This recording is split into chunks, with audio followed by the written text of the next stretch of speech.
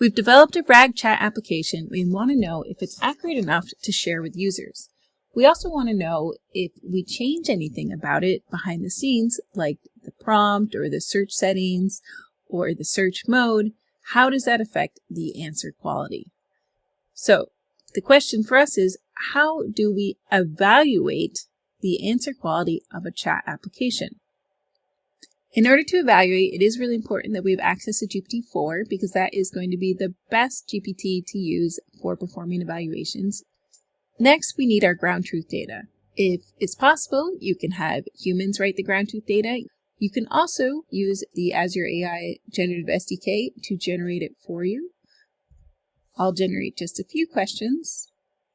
We're using this Azure AI Generative SDK here, and what we do is we first search a Azure AI search index, then we ask for the generator to generate a long answer based off the text, and we tell it how many questions to generate. Then we generate a JSON file which has the questions and answers and citations in the format of our chat app, and we write that JSON lines file into output. The next step is to run evaluate to establish some baseline metrics. So we're going to specify just a subset of the data so that this doesn't run for too long. Typically, we'd run it across all our data, which would usually be at least 200 questions, if not more. This is using this configuration file here, which specifies where that ground truth data is, where to save results, and the URL of the chat application, which could be local or could be deployed. Now what it's actually doing is it's using the Azure AI Generative SDK and the evaluate function from there. And that evaluate function takes in what metrics we care about. So we care about GPT coherence, GPT relevance, and GPT groundedness. These are all GPT metrics, which means it is actually sending a request to GPT-4 and asking GPT-4, hey, please rate from 1 to 5 how coherent is this response, how relevant, how grounded. Of course, the prompt is a lot more sophisticated than that, but that's the general idea. So once we get back those results, we then do a little more calculation of some overall ratings, averages, pass rates, like how many of them got rated 4 or above, and we save that out.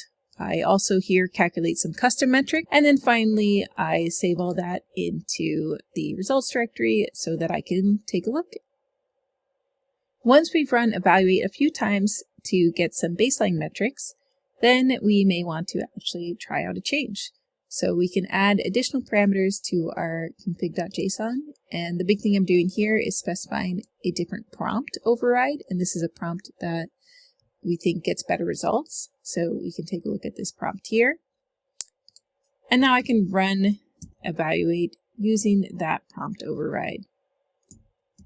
Once we run an evaluation, we're going to want to look at the results, especially when we run multiple evaluations and we want to compare them. Now you can take a look at the results in the actual JSON files, but we can also use some CLI tools to make it easier. So I'm going to use the summary tool and point it at the results folder. And these are a bunch of runs that I've done in the past, and you can see for each of them their groundedness, average rating, and pass rate, same for relevance, coherence, and then my custom metric here, and also the length, which is actually really interesting because it's one of the things that varies the greatest across these particular prompts. When we look at these, we both want to observe the variation between the same parameters. And the reason we see this variation is because our chat app has a temperature greater than 0 in its backend. So we see variation even within the same parameters. We also want to see the differences between the metrics, for a particular prompt or settings versus, another settings here. And we can decide based on this that, okay, yeah, this prompt is actually looking like it is the best prompt. So we'll go ahead and make that change to our app. We might also want to get an idea for the differences between the answers that are caused by the various settings. So we have another tool that can compare answers across runs. And here we can see, even within the baseline, we can see there's a lot of variance in the answers for the baseline. And so we can see an answer on one side, answer on the other side, and how these were evaluated according to the GPT metrics.